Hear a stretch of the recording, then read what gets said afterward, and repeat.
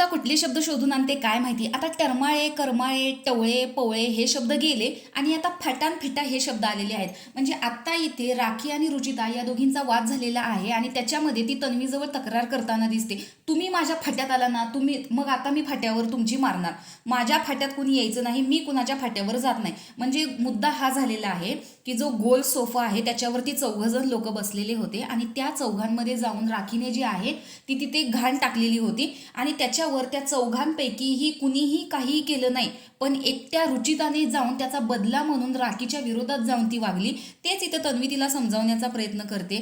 अगं तिनं जे केलं तिथे 4 लोक होती, बाकीच्या लोकांनी काहीच केलं नाही पण तूच केलं, मग आता ते पुढे वाढतच जाणार ना. जर तू केलंच नसतंस तर ते पुढे वाढलंच नसतं, ते तिथं स्टॉप झालं असतं. तर यामध्ये या दोघींची भांडणं लागलेली आहेत आणि इथे कुणीही मध्ये पडलेलं नाहीये. तर याच्यावरती रुचिताचं म्हणणं आहे, मी स्वतःहून कुणाच्याही फाट्यावर गेलेली नाही. माझ्या फाट्यावर तुम्ही आला ना, मग मी आता एकेकांची चांगली फाट्यावर मारणार.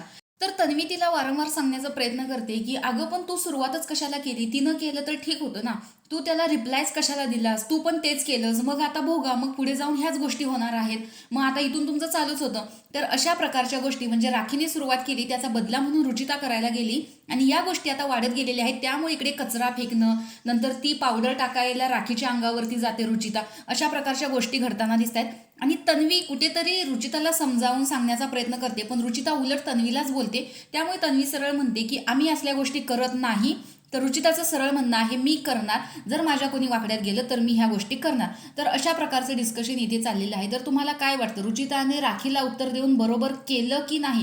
कारण प्रोमोवरती अशा बऱ्याच कमेंट आहेत, भाऊच्या धक्क्यावरती रुचिताला किती जरी बोललं तर रुचिता कधीच सुधारणार नाही. तर रुचितानं केलेली गोष्ट योग्य आहे की अयोग्य हे कमेंट बॉक्समध्ये नक्की सांगा. अशाच बिग बॉसच्या नवनवीन अपडेट्स पाहण्यासाठी आपल्या चॅनलला सबस्क्राईब करा. तोपर्यंत बाय.